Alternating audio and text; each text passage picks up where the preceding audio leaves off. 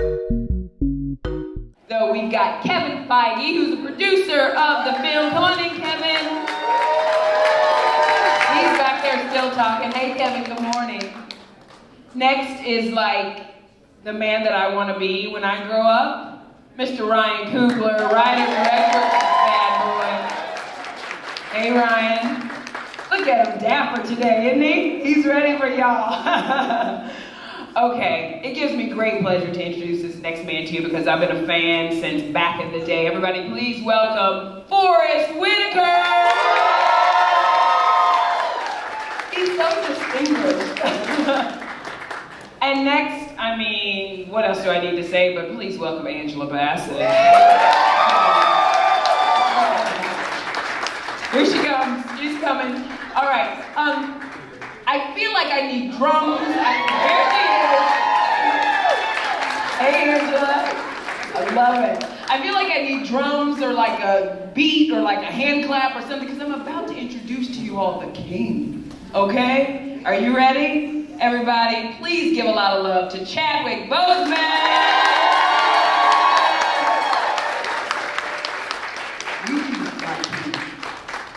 All right.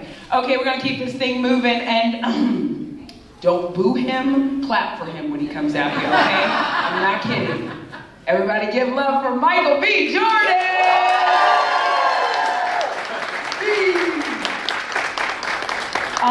Last night, I almost passed out when she walked onto my platform at the premiere. She had this purple Atelier Versace dress on, and talk about regal. Good! Everybody, please say hello to Lupita Nyong'o!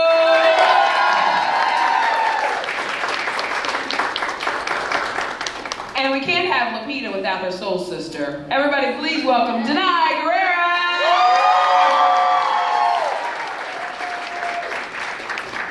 Now, I want to take a special moment to introduce this one to you because I just need Hollywood to please say hello to Letitia Wright. Are you kidding me? Are you kidding me?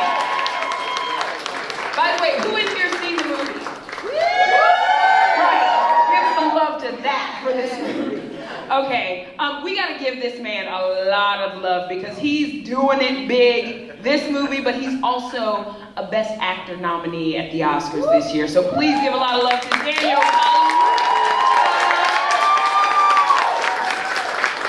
Hi, Daniel. All right, we're filling in here. Andy Serkis, keep on coming. Give me some love, guys. Maniacal, crazy, and I love everything about it. All right, please say hello, everyone, to Martin Freeman. And last but certainly not least, I mean, he takes up the room, so we had to save him for last, everyone. Please welcome Winston Duke. All right, okay, let's give love to your cast of Black Panther. All right, y'all ready to talk? Yeah. Okay. So, I'm still trying to get my life together after last night. I don't know about you guys. I went to bed in the land of Wakanda. I woke up still in the land of Wakanda. I could not get this movie off my mind when I saw it. And I know you guys were so excited. Lupita, when they were introducing you all last night before the screening started, you did like this little dance, like of excitement. I felt like she can barely contain herself. She's so excited. What was going through your mind and how are you feeling when you knew the lights were about to go down and we were about to experience Black Panther? I mean, I've been waiting a long time. And I was just so excited because this was a movie that we all felt a lot of ownership of and that we thoroughly enjoyed making. And, you know, when you make a movie like this, of this scale, so much happens between the time you perform it and the time you see it, you know, all the computer graphics stuff. Wakanda was built in a room with Ryan and the incredible design team, you know. And so to see it alive, to see it almost like three-dimensional was what I was looking forward to. And, of course, to see it with everyone. It was amazing. It really was. Chadwick, I asked you this last night. It was something that surprised me. I didn't know. I said to you, when you got the call to play Black Panther in Civil War, did you know what was going to happen? And you said, "Oh yeah, I knew." You just didn't know. But I love that. So you always knew this was going to happen. Can you hear me? Yeah. Okay. Yeah, I had to make sure because the initial phone call from Kevin Feige, Louis D'Esposito, Nate Moore, and the Russo brothers was one where they essentially said, we want to bring your character into the Marvel comic universe as a standalone, but this is the best way to introduce him in Civil War. So I was aware of it.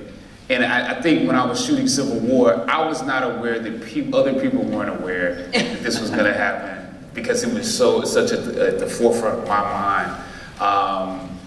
You know, when we did the introduction of El Capitan. So I'm sorry that you didn't know it, but at the same time, I love the fact that it's a surprise to people. Yeah, Kevin, why Chadwick for Black Panther? I think you hear people say this all the time when you're in a setting like this, but he was the only choice. Really? We were, it may not have been this fast, but in my memory, we were sitting around a table, we were coming up with a story for Civil War. Nate Moore, executive producer, suggested bringing in Black Panther because we were looking for sort of a third party who wouldn't necessarily side with Cap or side with Iron Man. And almost instantly we all said Chadwick. And in my memory, although maybe it was the next day, we got him on speakerphone right then. And he was in the back of the limo, and where were you? We were in Zurich, yeah, Zurich. And I was coming off of the red carpet for Get On Up. And my agent was like, "You got to get on the phone." And the crazy thing is, I didn't even have international calling on my phone until that morning. And I literally heard something say, "Hey, get international on your phone, call your mom." It's some important stuff, literally, that happened, and then that night. And it was born. I love, this movie has been trying to be made for so long. I don't believe in coincidences, so even though I know some people would have liked to have seen it gotten made a long time ago, this was the time for this movie to be made with this cast, with this director, right here. I mean, you did something special, right? I know you were really nervous and excited, but once you saw it last night and you heard the response from the audience, what did you think? Oh man, I felt I just felt incredibly blessed, to have the opportunity to make the film this way, to make the film with this studio, working with Kevin and his team, Victoria Alonso, Rudy Esposito, and Nate Moore, who Chad was just talking about. It's been like just an incredible opportunity. And it's not something I ever imagined, would happen. Right. And then to be able to work with some of my mentor and people who I've watched, for my whole life, and some friends that I've made through this process. I mean, it was incredible. I had like 50 of my family members there, all from the Bay Area. They were like talking at the screen. But that's the good stuff, though, right? I just felt really fortunate, more than anything, I'm fortunate for the opportunity. I told you this last night, but it was 5 years ago, right about now, that I met you when you came to Sundance and you were doing Fruitvale Station. You were talking about Fruitvale Station. No one knew who you were. I remember you, Forrest, Michael B. Jordan, all of you all, and it was like, Forrest, I even remember you saying, like, this man is the truth. Like, just wait till you see what he's going to be able to do. Yeah, I mean, I knew it from the moment that I met him. I mean, when he started to express himself, and I could feel like the center of, what he wanted to communicate to the world, and how he wanted to touch the world, and really it was a really powerful thing to see. And I think when he started to talk to me about his ideas, at that time, he was in school, I remember thinking, this person, if he's given the right space, is going to, do something that can change, our lives in some way. And I thought that Fruitvale was that thing. That was the thing that he suggested, one of the projects he had. Really believed in it, and I was fortunate enough that he felt comfortable with us, like producing that for him and working with him on it. And it's, for me, I'm just blown away, just watching this grow every time, just seeing really how he's able to just manifest so much importance, in socially relevant moments. inside of things that we want to sit and watch. And so it's been quite a powerful experience for me last night to watch that. Yeah, Michael, I see you nodding your head, and I feel like this movie had so much intention. And when I saw that last night, that I think is what sat with me the most. Because I think I had a little bit of faux hype when I first got on the red carpet. I was like, okay, am I ready? But when I saw the movie, I'm like, oh, okay, this is what it means to feel good about who you are and what you look like, and celebrating blackness and oneness and family and culture and all of that. Do you agree, Michael? No, I definitely agree. Last night was the first time I saw the film, and I think I had a little bit of that. I called Ryan, the night before, and or the day before, and I was like, man, I'm anxious, I'm nervous, man. I don't know, kind of like what to expect. Man, he said, look, man, just look at it and try to be a fan, just watch it. You know what I'm saying? And try to enjoy the movie. And I was like, in the back of my head, I'm like, yeah, that's never gonna happen. But I'm gonna try. And when I sat down with my family, and this family, and the audience, and I had that same type of reaction, like, man, this is what it feels like. There's nothing that I couldn't describe that feeling before actually sitting down and watching that film. And seeing yourself on screen, not me personally, but people that look like you, in power, and having those, socially relevant, themes, but in a movie that you want to sit down and watch and you can enjoy, that Marvel does so well. So I think it was a really good balance, and everybody won. Everybody did amazing jobs and performances, and it was an incredible film last night. I've never had empathy for a bad boy before, so just so you know, happened last night. This goes to Angela, Letitia, Denai, and Lupita. This film is Black Panther, but I feel like it really could have been called The Badass Women of Wakanda.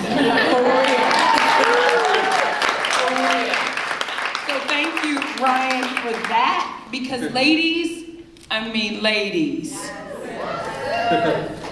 I was so proud and so excited, and the woman next to me literally turned to me last night and said, why are you smiling so big? And I was like, because look at these women, look at them. I mean, how proud were you all to look on the screen and see yourselves in that last night? What are you two laughing about? We need to separate these. No, because we were like in a dark theater. So just so you know, my nickname growing up was Kool-Aid because they said I had a Kool-Aid grin. I was. But we were close last night in that theater too. All right, we're gonna stop messing around. I'm sorry. Go ahead. Okay, let's get back to the ladies. Yes, let's do that. Giving props to the ladies of Wakanda. But how proud of you all were to see yourselves up, being so powerful and so beautiful and so regal on that screen. Yeah, extraordinarily so, and so pleased that this story, written by Ryan and Joe Rocco and Marvel, that it supported that. In African culture, they feel as if there is no king without a queen. And I think in this story, it highlights the queen, the warrior, the general, the young sister, So I was so proud to have my daughter and my son there last night, because in their faces and in their spirit, and that they were feeling themselves. Yes. And they stood taller after last night. And they were fully developed female characters too, which, and a lot of times in movies, and sometimes, comics have a kind of weird history sometimes with female characters. These were fully developed women in this movie, which I loved.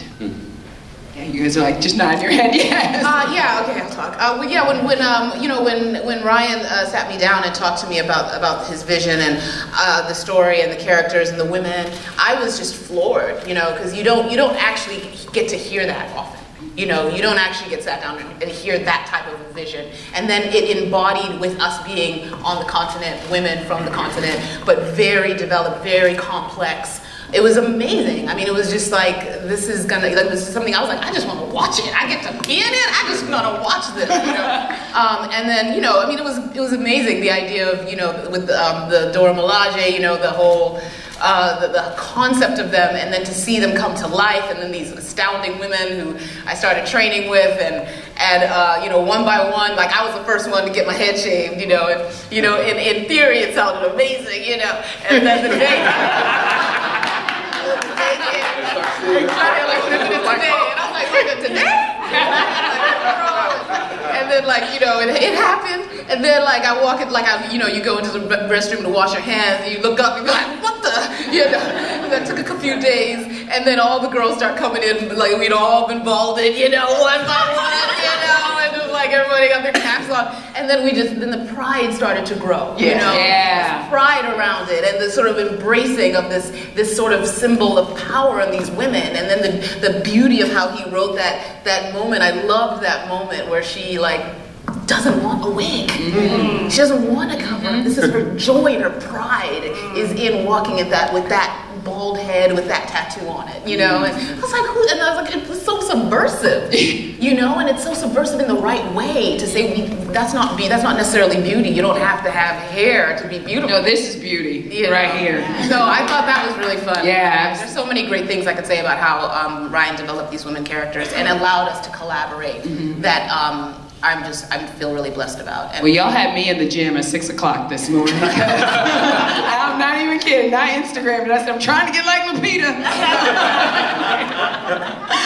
I know we got a lot of questions out in the audience. I know you guys have questions, and I want to get to yours too, because I can sit here and talk to them all day, but I know they want to hear from the fans and from people who haven't seen the film and who have seen the film. So do we have runners with microphones around? Okay, so who's got questions? Everybody's hand, I know, is going to go up.